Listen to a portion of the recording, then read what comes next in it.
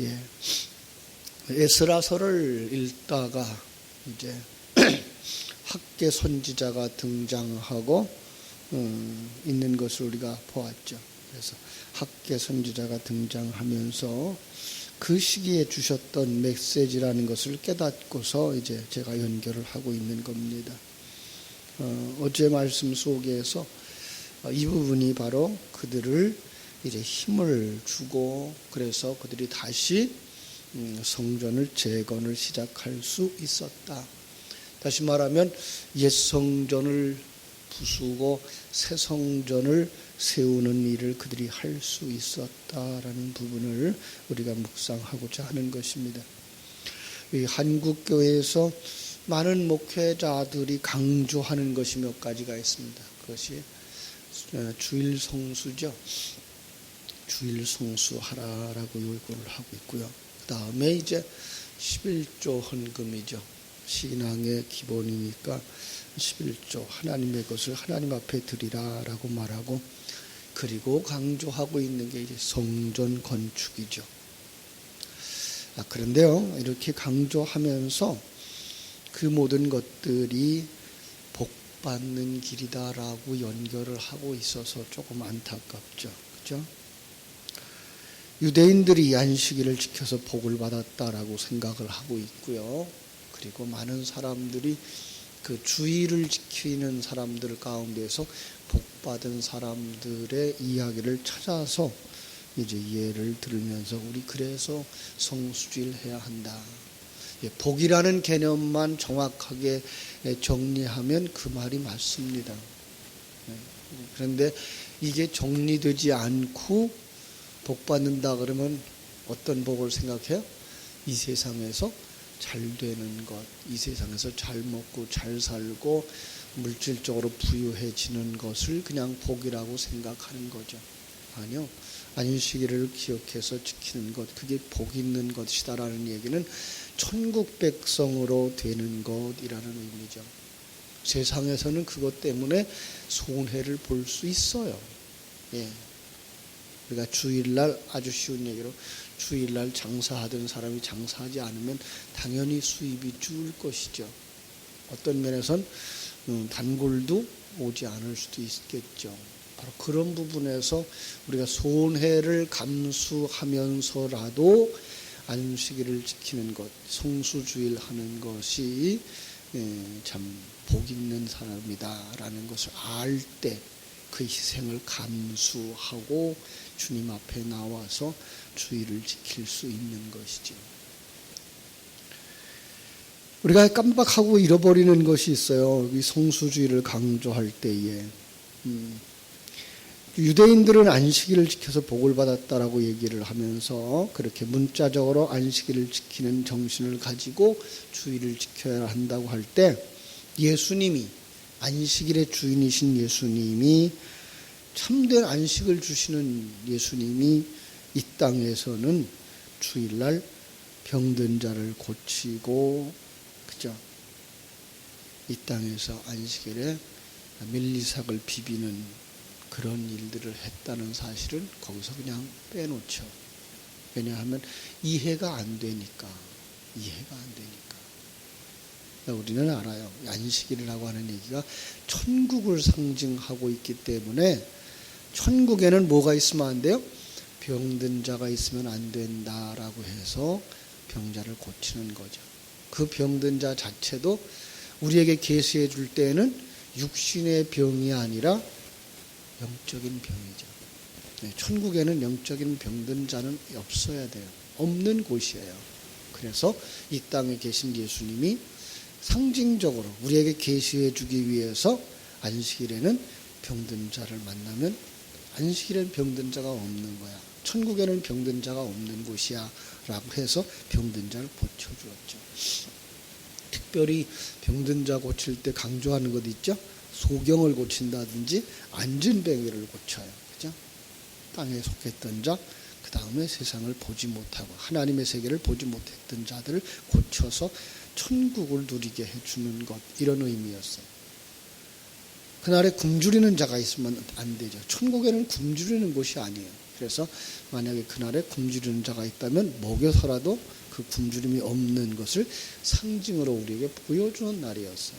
그래서 이 땅에서 우리가 성수주의를 함으로 말미암아서 복을 받는다라는 의미는 그런 것들을 깨닫고 진리를 들을 수 있는 날이 주일이니까 예배 드리면서 말씀을 묵상하면서 천국을 묵상하고 하나님과 함께하는 아름다운 삶을 묵상할 수 있는 날이 주일이기 때문에 그날은 세상의 이야기를 듣지 아니하고 세상 것을 보지 아니하고 하나님 앞에 나와서 예배하며 말씀 가운데로 들어가서 하나님과 더 가까워지고 천국을 더 많이 인식할 수 있는 기회가 되어져서 그것이 복이 있는 날이죠.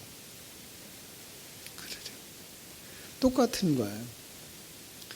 성전 건축이라는 말을 강조하면서 성전을 지어서 하나님을 영화롭게 하면 하나님께서 복을 주신다는 이야기를 지금도 예배당 건물을 지을 때에 주관적으로 얘기를 하고 있습니다만은 실상은 거기에 머물러서는 안 된다는 거예요. 보이는 성전은 자칫 어디로 갈 수 있다고요? 신전으로 갈 수 있다고요. 자기들을 위한 집, 자기를 돕는 신을 섬기는 집이 될 수 있다고요. 아주 쉬운 얘기로 이 세배당이나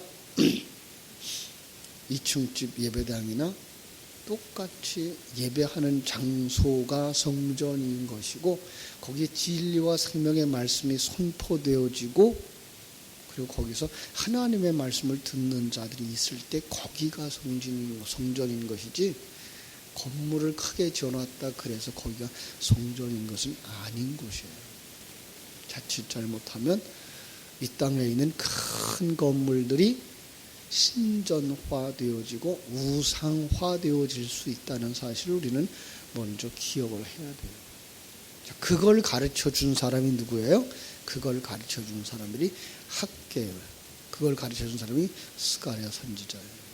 그런데 어떻게 성경들을 배열하다가 에스라서와 뚝 떨어진 곳에다가 학계서와 스가랴서를 놓았는지 모르겠어요. 아마 이거는 이 전체가 이 마지막 구약 성경의 마지막 부분은 이렇게 성전 건축으로 모아진다라는 의미에서 하나님이 이렇게 하지 않았을까라는 생각을 할 수 있어요. 그렇죠? 우리는 이제 성전으로 건축되어져야 되는 거다라는 의미죠. 자, 그래서 오늘 말씀을 한번 살펴보고자 합니다. 2장 1절 일곱째 달 곧 그 달 21일에 여호와의 말씀이 선지자 학개에게 임하니라 이르시되 너는 스알디엘의 아들 유다 총독 스룹바벨과 여호사닥의 아들 대제사장 여호수아와 남은 백성에게 말하여 이르라. 자, 이 날이 무슨 날이에요? 초막절의 시작이에요. 그 말 초막절 마지막 때예요. 많은 사람들이 예루살렘에 지금 모여 있을 만한 그런 절기죠. 그들은 분명히 성전을 지었고 성전에 지금 절기를 지켜야 했을 때인데 지금 성전이 건축되지 않은 거죠. 그래서 지금 여기서 말씀을 주시는 거예요. 여호수아와 스룹바벨 그리고 그 백성들에게 계속 지금 누가 등장하죠? 스룹바벨과 여호수아죠. 왜냐하면 그들이 지금 왕의 역할을 하고 있고 그들이 제사장의 역할을 하고 있기 때문에 실상은 바른 왕, 바른 제사장의 상징으로 들어가 있는데 그들이 지금은 어떤 것이 왕으로 되어 있어요? 자기들의 나라, 이스라엘이라고 하는 그 나라를 세우고자 하고 있는 왕이고 제사장이었던 거예요. 그래서 그들을 지금 바꾸시려고 하나님이 학개 선지자를 보내고 스가랴 선지자를 보냈다는 이야기를 하고 있는 거예요. 그렇죠? 자, 이제 3절에서 그가 이렇게 질문을 합니다. 너희 가운데 남아있는 자 중에서 이 성전의 이전 영광을 본 자가 누구냐? 이제 이것이 너희에게 어떻게 보이냐? 이것이 너희 눈에 보잘것없지 아니하냐? 이렇게 질문을 하는 거예요. 그렇죠? 그 과거에 솔로몬 성전을 본 사람, 그 화려했던 성전을 본 사람들은 어떤 생각을 가지고 있어요? 아, 이렇게 화려하고 큰 성전을 가지고 있었기 때문에 우리가 하나님 앞에 복을 받았구나라고 미신적 생각을 하고 있었다는 거죠. 그렇습니다. 이게 사람들이 가지는 그 미신이에요. 사실 유럽 같은 곳에 지금도 성전을 짓는 사람들이 있어요. 이렇게 지금도 뭐 100년 동안 교회를 짓는 건물도 있고요. 한 200년 동안에 아직도 완성되지 못한 건물을 짓고 있는 사람들이 있어요. 얼마나 화려하고 얼마나 웅장한지 몰라요. 그건 건물이 커서가 아니고요. 그 안에 사람들이 많이 들어가서도 아니에요. 사실 우리 한국의 성전들은 사람이 얼마나 많이 들어가느냐에 그 규모가 있지만 그들은 사람이 얼마나 들어가는지는 관계가 없어요. 수십 명, 수백 명밖에 들어가지 못하는데 불구하고 그 건물을 지금 200년, 100년 동안 짓고 있다. 여러 가지 조각을 해가면서 여러 가지 모양을 내가면서. 왜 그러죠? 그들은 그 생각을 가지고 있어요. 아직도. 성전을 지으면 복을 받는다는 생각. 그래서 그들이 복을 받았나요? 아니에요. 예루살렘 성전, 지금 우리가 성경 속에서 나오고 있는 솔로몬 성전을 지었기 때문에 복을 받았나요? 아니요. 성경은 우리에게 그 성전을 완성하는 것까지를 하나님이 어떤 구원의 계시의 마지막 부분으로 보고 있어요. 그러니까 신전을 지으려고 하는 우리들을 바꾸어서 성전으로 바꾸어 완성되어지면 구원의 완성으로 끝나요. 그래서 솔로몬의 나라가 언제 망하는가 하면 성전을 다 지어놓고 솔로몬이 자기를 위하여 궁전을 지음으로 말미암아서 타락의 길로 들어 그 분열되어져요. 이 스룹바벨 성전도 이렇게 신전을 지으러 왔던 이들의 마음을 바꾸어서 성전으로 완성시키면서 끝나요. 그리고 요한계시록이 뭐로 끝나요? 새 성 예루살렘 그 속에 있는 성전을 완성함으로써 끝나요. 그래서 마지막 장에 가면 21장, 22장은 새 성 예루살렘 그러면서 그게 성전이에요. 그래서 하나님의 나라이면서 그것이 성전으로 완성되어져서 끝나요.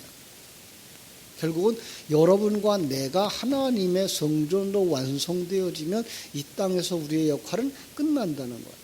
우리는 어디로 가요? 진정한 성전, 진정한 하나님의 나라로 들어가는 거예요. 거기는 하나님의 나라이면서 하나님의 성전으로 완성되어진 곳이에요.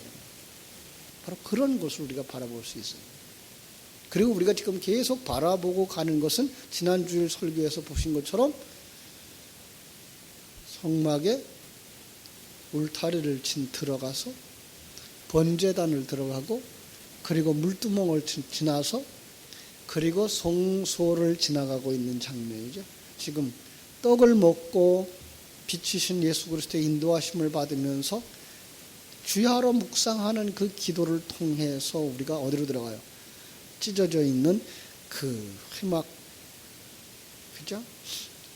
휴장을 넘어 그 안에 있는 지성소에 들어가는 거예요. 지성소가 좌우 높이가 똑같아요. 가로 세로 높이가 똑같은 크기.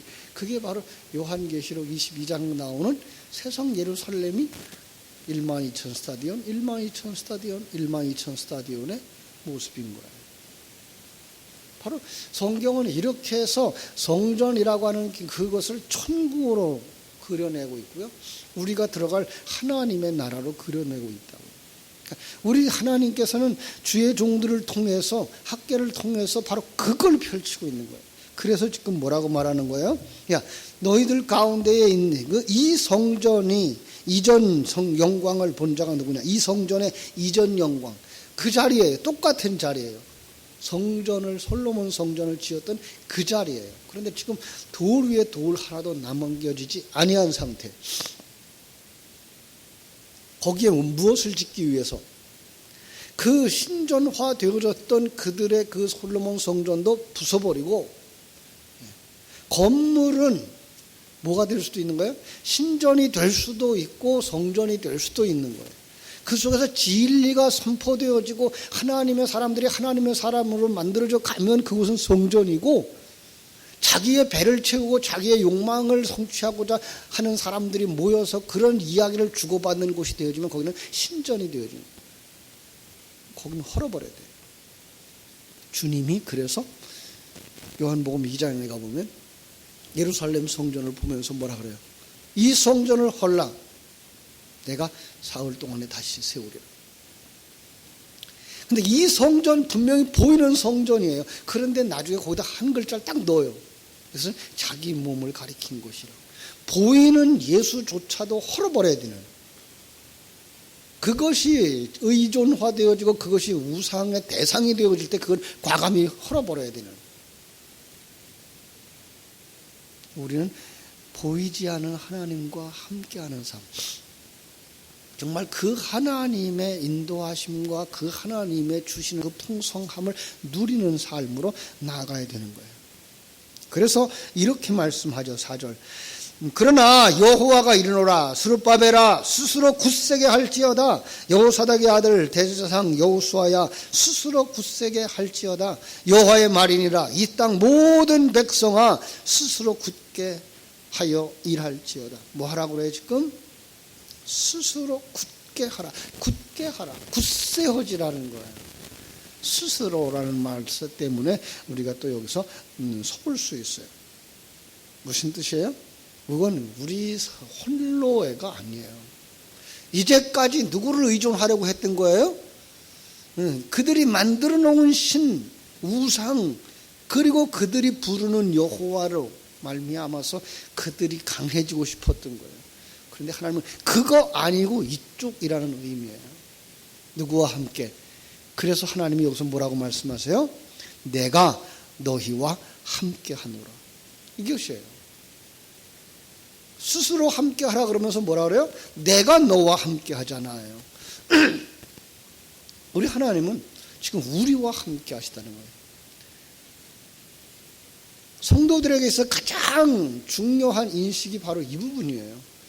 예수 믿습니다. 내가 하나님의 자녀인 걸 믿습니다. 거듭난 걸 믿습니다. 그 가장 근본적인 열쇠가 뭐예요? 하나님이, 그 전능하신 하나님이 나와 함께 하고 있다는 것을 아느냐 모르느냐, 누리며 사느냐 그러지 못하느냐. 믿음이 좋다는 사람은 이거예요. 하나님이 나와 함께 하신다는 사실을 믿는 사람이에요. 그가 나이가 점점 많아져 가든지, 그가 건강을 잃어서 병들어 가든지, 그가 물질이 많든지 물질을 다 잃어버렸든지 관계하지 아니하고 그 환경 속에서도 하나님이 나와 함께 하신다고 하는 사실을 믿는 그 믿음, 여러분들에게 그게 있기를 주님의 이름으로 축원합니다. 그게 지금 바울사 여기서 이 학계를 통해서 하나님이 주시는 말씀이에요. 그래서 이렇게 말씀하시는 거예요. 내가 너희와 함께 하노라. 내가 너희와 함께 하노라.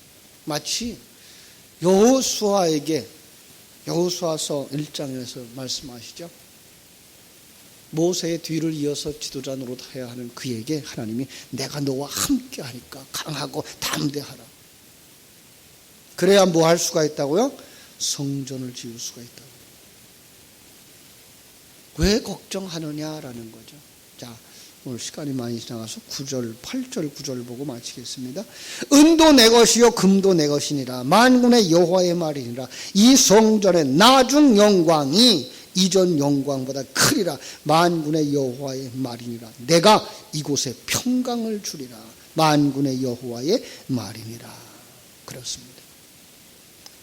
모든 것이 다 주님의 것입니다. 시간과 공간 세계에 있는 이것만 아니고 영원한 하나님의 나라에 있는 것까지도 주님의 것입니다. 우리가 어느 자리에 있든지, 물질이 어느 자리에 있든지 다 주님의 것입니다. 하나님이 주시기도 하시고 거두어 가시기도 하십니다. 젊을 때도 있고 늙을 때도 있습니다. 건강할 때도 있고 병들 때도 있습니다.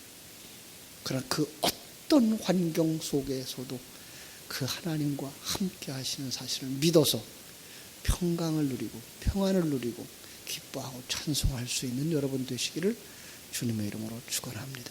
기도하겠습니다. 하나님 우리 아버지의 크신 은혜와 사랑을 감사하고 감사합니다.